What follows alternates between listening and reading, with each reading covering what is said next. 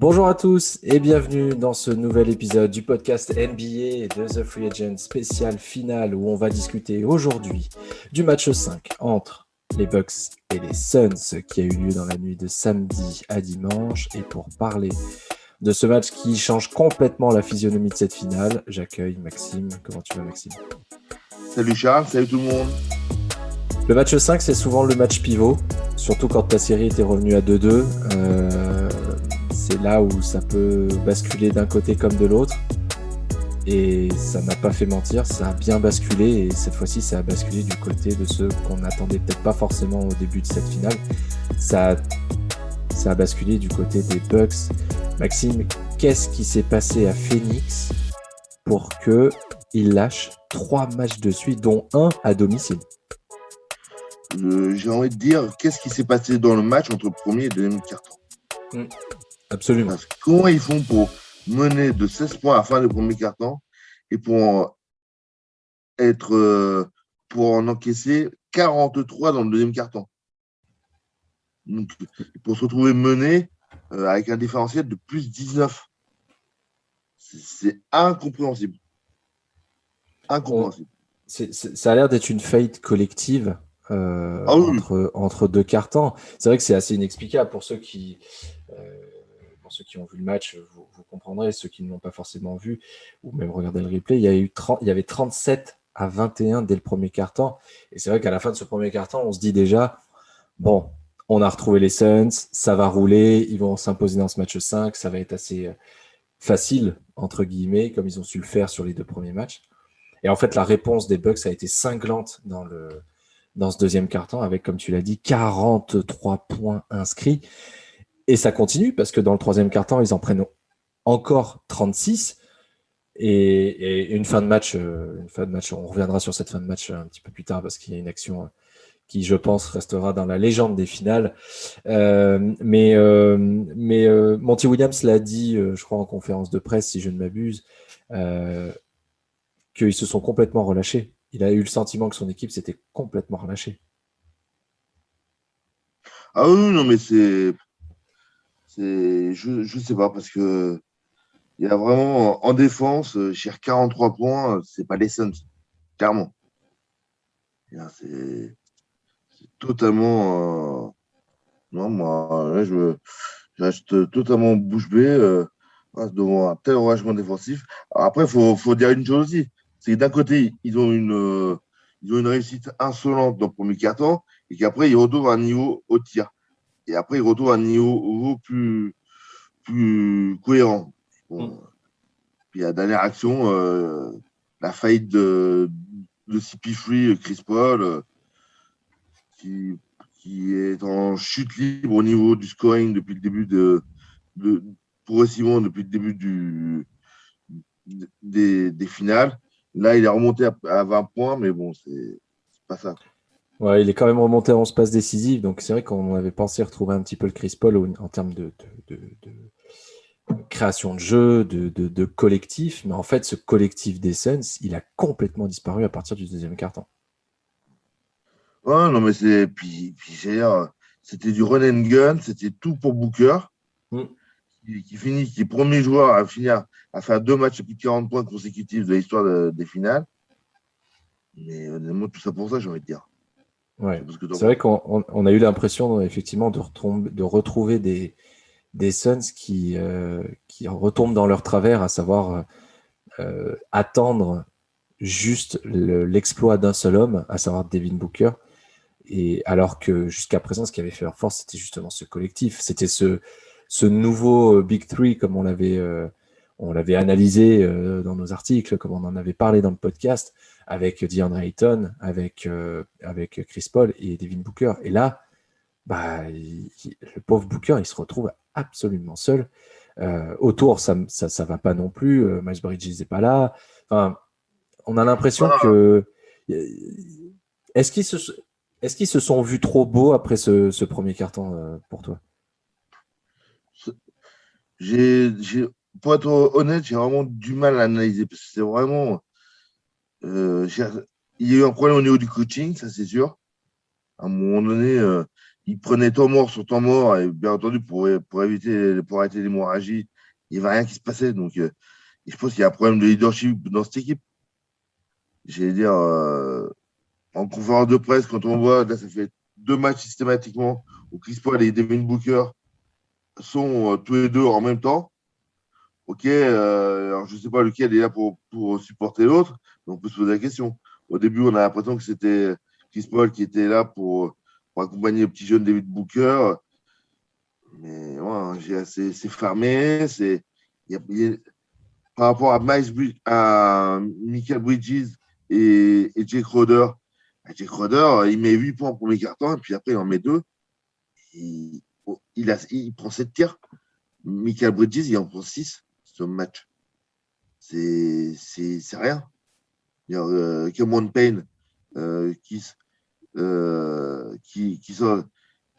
sort du banc et il en prend 7 de tir. Donc bon, je sais pas, on oublie de servir les autres joueurs, on ne prend pas les tirs quand ils sont possibles. Voilà, c'est ce que tu disais, c'est le Saint Booker, je me permets de dire ça comme ça, mais voilà, Saint Devin Booker qui, vas-y, fait la différence et débrouille-toi. Et paradoxalement, les Bucks, qui eux font comme faisaient les Suns sur les 2 premiers matchs, beaucoup plus collectif et voilà, beaucoup plus agréable à voir. C'est ce que je voulais enchaîner.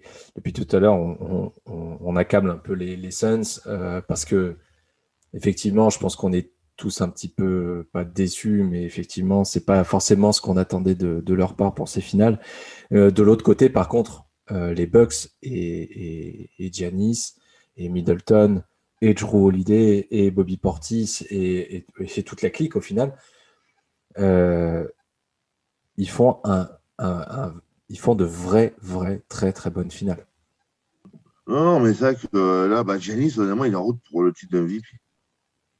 C'est vrai qu'en en début de finale, on se demandait enfin, tout le monde pensait que ce serait pour Chris Paul. Au final, Giannis, ouais, il fait des. Alors, pas tant forcément sur le scoring, parce que bon, il met quand même ses points, mais c'est dans tout le reste. C'est dans les passes, c'est dans sa présence au rebond. C'est le leader vocal de cette équipe des Bucks. Et on a l'impression que d'avoir été mené enfin, oui, très rapidement, du coup, 2-0 et presque laissé sur le bas-côté en se disant, bon, bah, les Suns vont rouler sur les Bucks. Ça les a peut-être un petit peu surmotivés et maintenant ils sortent des matchs complètement fous. Et cette dernière action, alors qu'il reste 19 secondes pardon, à jouer, elle est, pour moi, elle veut tout dire sur l'état d'esprit des Bucks. Il reste 19 secondes à jouer. Il récupère un ballon. Drew Holiday récupère le ballon dans les mains de Devin Booker. Ils mènent de 1 point. Qu'est-ce qu'ils font? Normalement, dans 99,9% des cas, tu vas dans le camp adverse et tu attends. Tu attends qu'on vienne faire faute sur toi, une faute intentionnelle pour aller sur la ligne et pour lancer les lancers francs. Qu'est-ce que les Bucks ont fait? Ils ont mené une contre-attaque à 3 avec Holiday, Antetokounmpo et PJ Tucker. PJ Tucker joue très très bien le coup. Il va vraiment s'écarter pour laisser énormément d'espace. Giannis arrive en plein milieu. En face de lui, il a juste Chris Paul. Donc autant vous dire que c'est peine perdue pour Chris Paul. Drew Holiday lance un super alley-oop et derrière, malgré la faute de Chris Paul, Antetokounmpo claque un alley-oop qui est maintenant d'anthologie.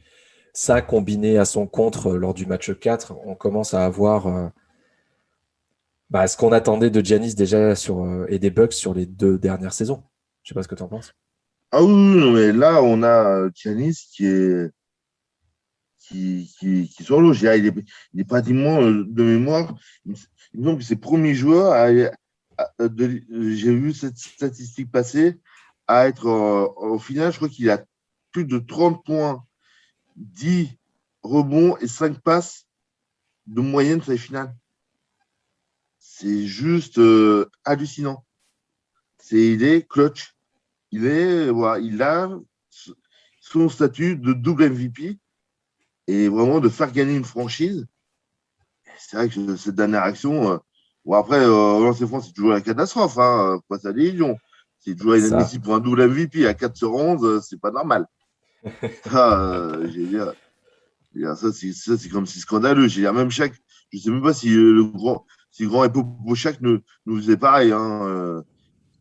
Vraiment, c'est c'est son point scandaleux. faible. Effectivement, c'est le point faible de Yanis. Maintenant, tout le reste autour est tellement impressionnant qu'au final, c'est pas que tu pardonnes, mais Attends, tu passes outre, quoi. 55,6% sur cette année sur les playoffs au lancer franc. Hmm. Non, mais je dis pas le contraire, hein. Oula, attention. Oui, bien Je, sûr, je, non, mais je sais bien, mais bon, hein. pour un double MVP, c'est sûr que c'est pas ce qu'on a l'habitude d'avoir en termes de réussite, surtout sur un exercice qui normalement est un exercice assez facile pour des joueurs de ce niveau-là. Donc, les Bucks remportent ce match 5, donc mènent 3-2. Match 6, on retourne à Milwaukee. Alors, est-ce que l'affaire est pas pliée et que demain soir, les Bucks remportent leur titre, le titre à la maison? Pour moi, là, moi, je vais me mouiller. On va dire que je retourne ma veste, mais au vu de ce qui s'est passé sur les 3 derniers matchs, oui, pour moi, ouais, un sweep, hein, un sweep à 0-4, 4 matchs d'affilée. J'ai pas réussi à retrouver la statistique si c'était déjà arrivé ou pas, un 0-4 comme ça. Mais après avoir été mené 2-0, il me semble pas. Et c'est parce que déjà, ce serait que la quatrième fois dans l'histoire qu'une équipe menée 2-0 gagnerait la série. Donc, voilà, pour moi, oui. Pour moi, là, les Bucks chez eux, avec dans le Dia District, ça peut. L'histoire serait belle, pour être honnête. L'histoire serait très, très belle. Si jamais les Bucks remportent mardi le match, Chris Paul deviendrait le premier joueur de l'histoire de la NBA à perdre 4 séries au meilleur des 7 manches lorsque son équipe mène 2-0. C'est c'est quand même incroyable. Le seul autre joueur qui, pour le moment, en est à 3, c'est Blake Griffin, qui lui aussi avait perdu 3 séries après avoir mené quand même 2-0. Donc là, la quatrième potentiellement pour Chris Paul. Je pense que l'avantage du terrain change vraiment la donne pour le coup. Les Suns ont sans doute pris un gros coup derrière la tête avec ce match 5. Autant le match 3 et 4, c'était plutôt logique au final que les Bucks reviennent et égalisent dans la série. Maintenant que les Bucks soient capables d'aller en chercher un Phoenix. Et puis, comme je l'ai dit pour la dernière action, je trouve que c'est symptomatique d'une équipe qui est en confiance et qui connaît son objectif et qui a envie d'y arriver. Et là, je pense qu'ils sont focus et ils veulent juste aller gagner à la maison et fêter ça avec leurs fans dans la fan zone devant le stade et puis ceux qui seront dans les gradins. Giannis peut, voilà, c'est son moment, c'est le moment où on l'attend. C'est le match le plus dur à gagner, c'est le quatrième. Donc les Bucks savent à quoi s'en tenir. Ils savent que si l'adresse est là, ils pourront poser d'énormes problèmes aux Suns et pourront s'imposer. Je pense que la pression de l'événement va faire qu'on va avoir un match qui va être encore plus fermé que celui auquel on a eu droit lors du match 5. L'expérience de Chris Paul va être déterminante aussi pour rassurer ses coéquipiers, pour essayer de leur faire comprendre que rien n'est encore perdu et il reste encore 2 matchs à aller chercher. Mais ça va être un sacré match du côté de Milwaukee. En cas de victoire mardi, pour toi, le MVP, c'est Giannis. Oh oui, Oui, oui. Oui, Sans... il y a pas trop de débat. Je pense que les auditeurs seront assez d'accord sur ça, même si Booker fait des finales incroyables. Je pense que Yanis mérite, mériterait, en cas de Mm. victoire, bien entendu, amplement ce titre de MVP. Voilà, j'avoue que j'étais très surpris de ce match-là. Ça m'a vraiment choqué de voir les Suns se liquéfier sur place comme ils l'ont fait. Je sais pas, toi, comment t'as vécu ce match-là, et puis même après, en conférence de presse, comment t'as trouvé les joueurs? Les joueurs, j'ai commencé par les conférences de presse. Ça a vraiment été. C'était Waterloo morne pleine. Il y avait. J'ai pas senti aucun sentiment de révolte. C'était OK, on a perdu. Point. C'était. Alors, il y a Devin Booker qui fait où justement on lui pose la question. Je pense que le journaliste maintenant il est blacklisté Oui. euh, de mémoire, c'était du Arizona Stars et qui lui dit du journal de Phoenix qui lui demande s'il n'est pas trop déçu pour Chris Paul. Et il dit next question, donc question suivante. Ouais. Bon, Avec des voilà. têtes, je vois très bien la Des vidéo en d'enterrement, j'ai plus, dit, avec voilà. des têtes d'enterrement. Et puis vraiment une tête, vous voyez le type de personne qui vous regarde en disant vraiment, t'es vraiment en train de me poser ce genre de questions. Enfin, tu te rends compte qu'on vient de perdre et qu'on a perdu l'avantage du terrain. Enfin, on a fait un match pourri. Et t'es vraiment en train de me demander si je suis frustré. Enfin, allez, next question. Voilà. Non, puis sur ce match, je vais dire, autant moi, dans cette finale jusqu'à présent, il y a un moment très très fort, et c'est Yanis, qui de mémoire, je crois que c'est dans le match 2 où il est là, où il est sur le banc. C'est Oui, Mike Budenholzer, il est sur le côté. Il y a les joueurs sont en arc de cercle de Milwaukee. Lui, il est au milieu, sur sa chaise. Et il a un peu quelque chose, une rage. On dit, on va pas bip, on va pas se laisser faire, bip, on va y aller, bip, bip, ça va le faire. Voilà. Ah, c'est vraiment, et puis il y avait une dynamique, c'était une défaite, on sentait une rage de vaincre, une volonté d'y aller, qui était vraiment, ça fait plaisir à voir. et ça s'est transcrit sur le terrain. Oh oui. Ça s'est complètement transcrit sur le terrain. Et il a communiqué cette énergie et cette hargne qu'il a en lui. Et ils en sont là où ils en sont maintenant. Ils sont à 3-2. Ils sont à 4 petits cartons d'un titre NBA que personne n'attendait cette année, très clairement.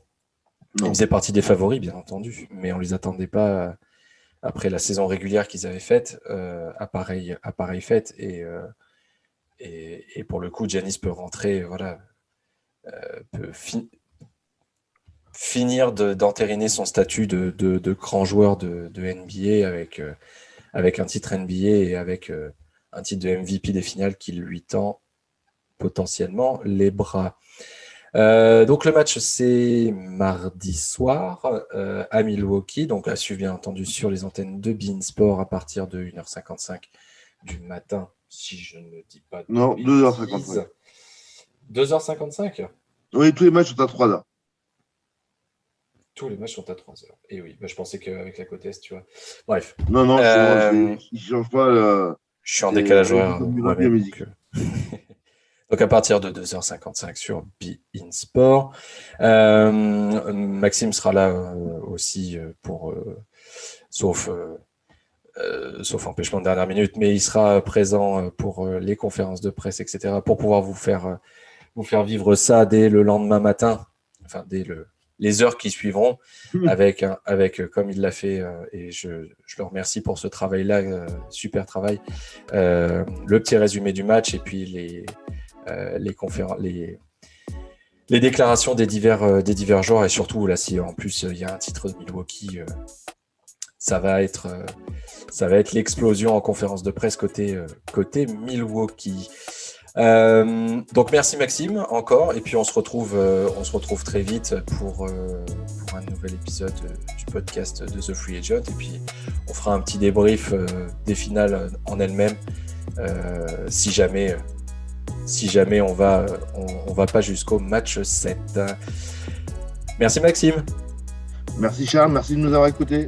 Merci à vous de nous avoir suivis. On se retrouve très vite pour un nouvel épisode du podcast de The Free Agent. À très vite.